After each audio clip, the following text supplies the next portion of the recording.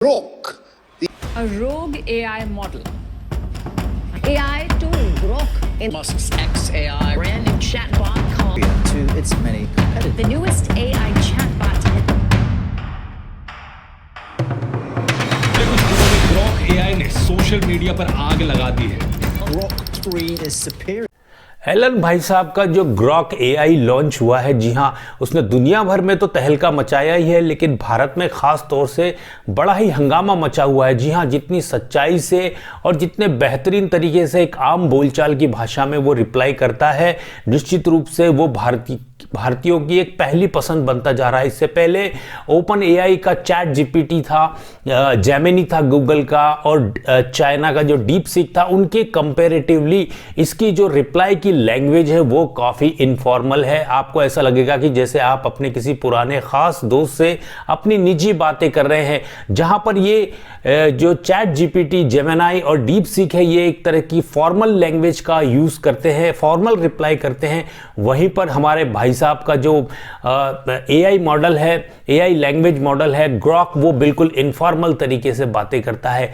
इसमें दो तीन चीज़ें खास तौर से ये जो चैट जीपीटी, जेमिनी और डीप सीक से अंतर करती हैं, वो बातें इस तरीके की हैं कि देखिए, ये एक तो इनफॉर्मल लैंग्वेज का यूज़ करता है, दूसरा इसका रियल टाइम लर्निंग भी है। जी हाँ, ट्विटर की ज़्यादातर लैंग्वेज और अकाउंट तक इसका एक्सेस है, तो ये वहाँ से भी अपना डेटाबेस को मजबूत करता है, अपनी जो शब्दावली है उसको एक्सपैंड करता है, और काफ़ी कुछ सारी जो चीज़ें, गाली गलौज जैसी चीज़ें भी ये बेहतरीन तरीके से समझकर और उसी रूप में, उसी भाषा में वो आपको रिप्लाई भी दे सकता है।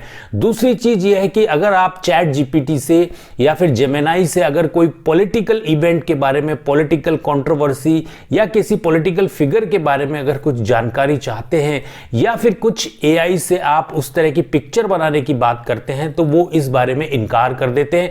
वहीं पर ग्रॉक जो है बड़ी आसानी से इन सारी चीज़ों को जानने वाले तक पहुंचाता है। आखिर आप किस तरह की जानकारी चाहते हैं, ये आपके ऊपर डिपेंड करता है।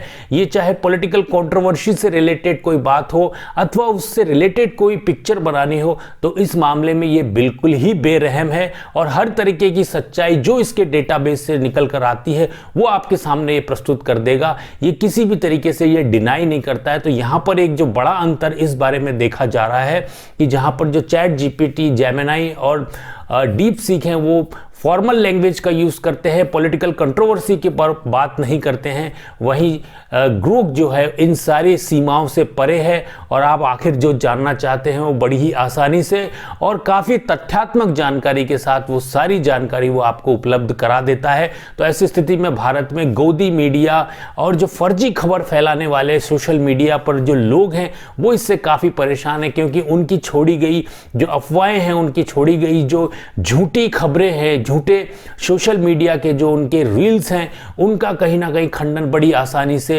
ये ग्रॉक कर रहा है। और आने वाले समय में हो सकता है कि एक जो फर्जी मीडिया खड़ा किया गया था, जो फर्जी खबरें चलाई जा रही थी, उनके खिलाफ एक मजबूत हथियार के रूप में ग्रॉक एआई आगे खड़ा हो सकता है, अनटिल एंड अनलेस इसके ऊपर किसी तरह की पाबंदी ना लगाई जाए या इसको किसी तरीके से नियंत्रित करने का प्रयास ना किया जाए।